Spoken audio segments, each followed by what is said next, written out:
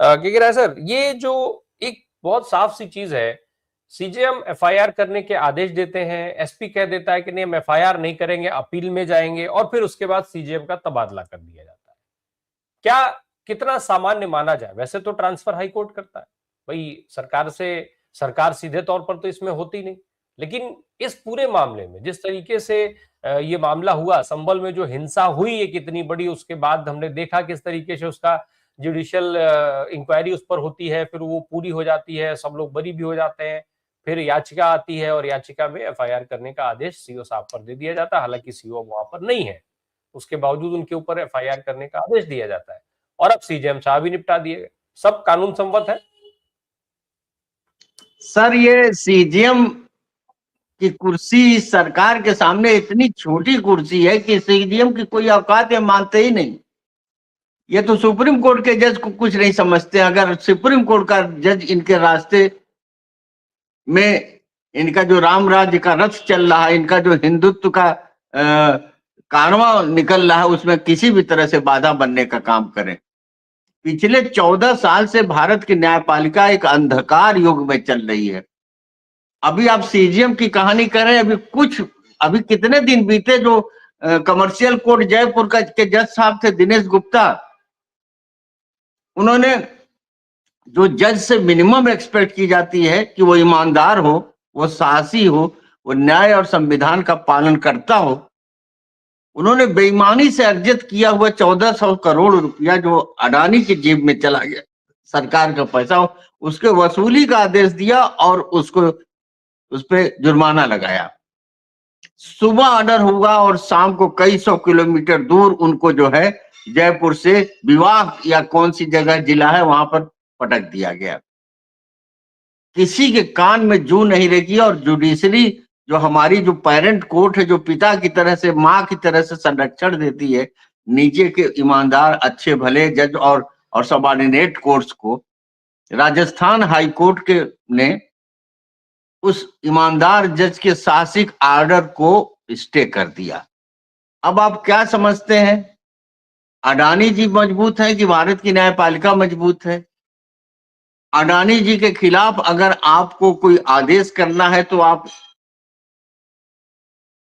अपनी कुर्सी पर रहेंगे, ये तो अलग बात है।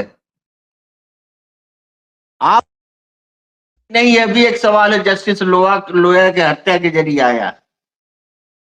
अगर आप इस देश के लोकतंत्र के मालिक पर आप कानून का फंदा डालेंगे तो आपकी दुनिया से भी आपकी सदस्यता खत्म की जा सकती है। लोया मर्डर केस पर जिस तरह पर्दा डाला गया और जिस तरह से हमारे माननीय चीफ जस्टिस ऑफ इंडिया, जो बहुत प्रकांड विद्वान है संविधान के और बहुत कुछ उनके प्रतिभा के बारे में कहा जाता, उन तक से लोया को न्याय नहीं मिला। और लोया कांड के बाद सिर्फ जज नहीं, अब जज का परिवार डरने लगा। जज के बीवी और बच्चे कहते हैं कि भाई हम लोगों का क्या होगा जब आपकी ईमानदारी से आप अपनी जान कुर्बान कर देंगे।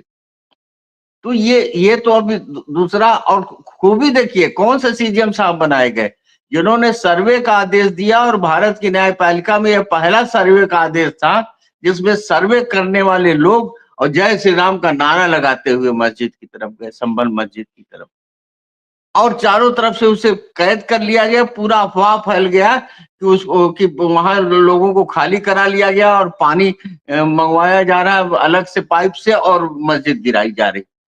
वो जो थोड़ा मोड़ा मुस्लिम समुदाय के में एक उन्होंने जो हौसला पस्त करने का संदेश दिया वो कि मस्जिद गिराई जा रही।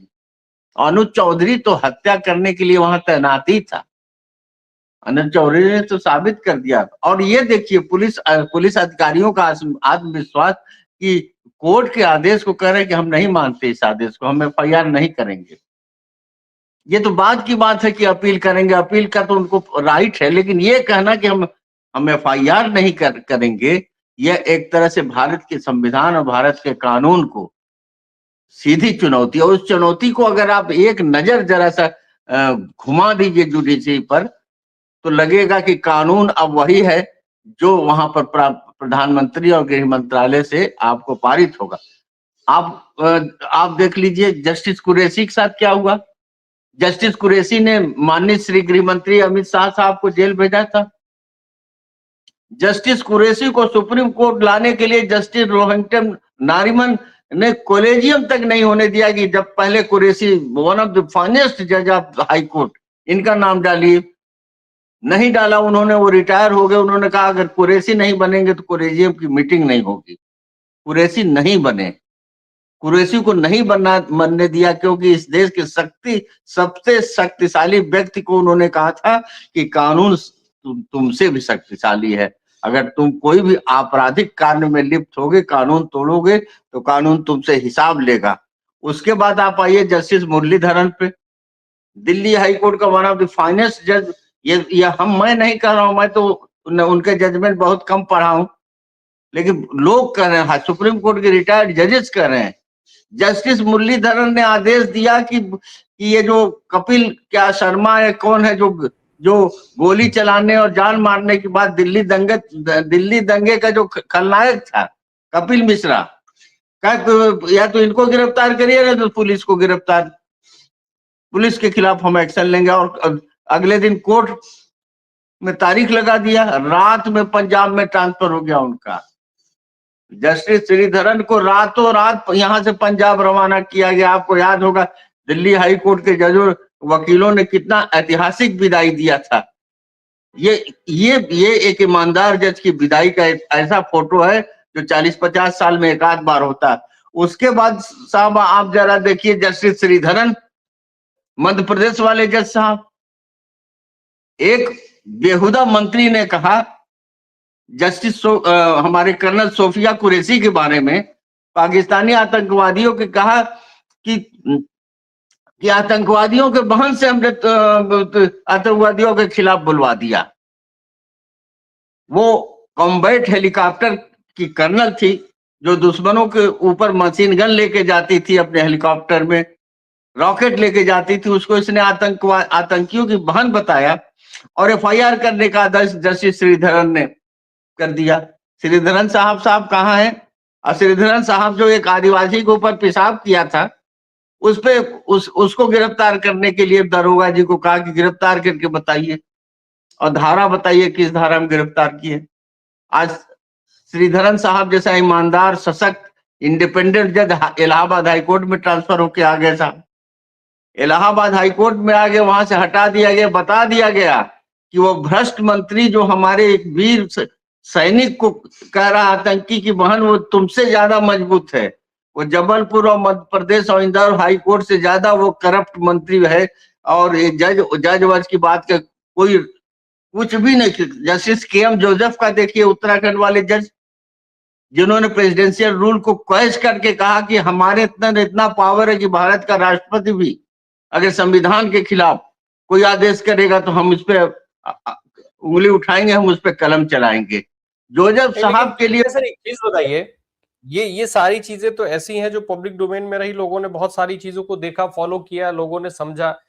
सवाल ये उठता है कि जो इस फ्रेटर्निटी से जुड़े हुए लोग हैं, चाहे वो वकील साहब लोग हों, चाहे वो जज साहब लोग हैं, वो क्या इस पूरी व्यवस्था को स्वीकार कर चुके हैं, आत्मसात कर चुके हैं?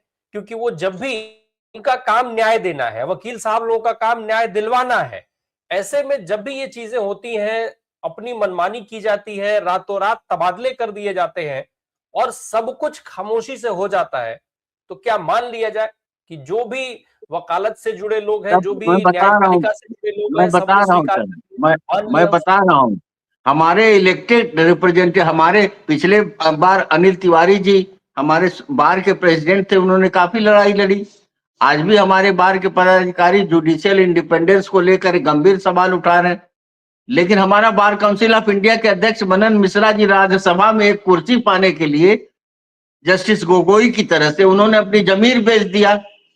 जब ये श्रम आपराधिक कानूनों में तब्दीली की जा रही थी तो सारे बार, खासतौर पर केरल, तमिलनाडु, बंगाल के बार ने कहा इस तरह से फालतू फर्जी मत लाइए आप, आईपीए इंडियन पेनल कोड की जगह जो बीएनएस और ये सब नाटक न करिए। मनन मिश्रा को कहा गया आप राज्यसभा में आइए और कोई हड़ताल, ऑल इंडिया स्ट्राइक प्रपोज था।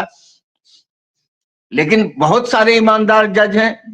जज अपने कर्तव्य के ऑन द चेयर नहीं कुछ बोल सकते हैं, लेकिन निकलने के बाद बोलते हैं। आप जस्टिस लोकुर को तो आप ही लोग बुला के उनसे बातें करते हैं। आप जस्टिस धूलिया साहब को लगातार आप सुन रहे हैं, उनके जजमेंट्स भी इस तरह क्या, यहाँ तक कि जिनके वजह से उमर खालिद अभी जेल से निकल नहीं पा रहा, जस्टिस चंद्रचूड़ ने भी कह दिया कि बिना ट्रायल के कई साल आप जेल में रखेंगे तो ये तो भाई इलीगलिटी है। तो अब उनको भी समझ में आ रहा है कि इलीगल। बहुत सारे जज बोले, जस्टिस काटजू आपके मंचों पे आते हैं और अपनी बातें करते हैं। तो वो तो एक समस्या। एक जो और बड़ी समस्या जिस पे बहस नहीं हो रही है और जिसको मैं आज आपके समक्ष रखना चाहता हूँ, वो ये है कि लोअर जुडिशरी में जो लोग सरकार की मर्जी के खिलाफ फैसले नहीं दे रहे हैं, उनका एसीआर खराब किया जा रहा है ताकि वो कभी भी हाई कोर्ट तक जज न बनने पाए। इस चीज पे बिल्कुल बहस नहीं हो पा रही है और यह आपके मन से उठा रहा हूं। ईमानदार और सरकार की मर्जी के खिलाफ चलने वाले जजों का एसीआर खराब किया जा रहा है लोअर जुडिशरी में।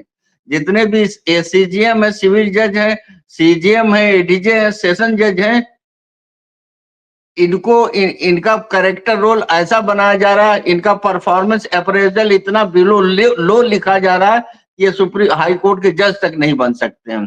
ये सारी स्थितियां, ये बहुत गंभीर स्थिति है।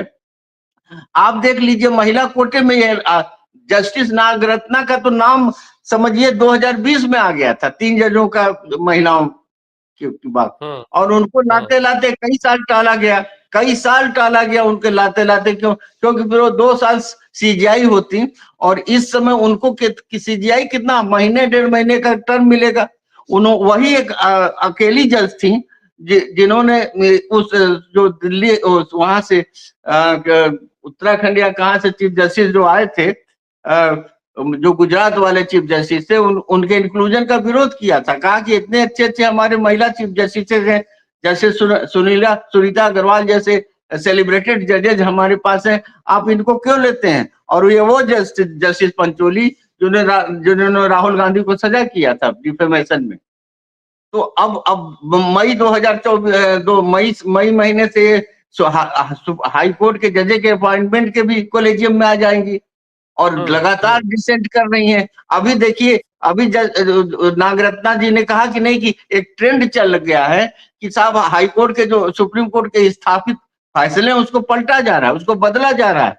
ये सारे सवाल उन जस्टिस नागरत्ना ने उठाया कि सरकार की सहूलियत के लिए पुराने फैसलों को बदला जा रहा है। मैं बहुत गंभीर।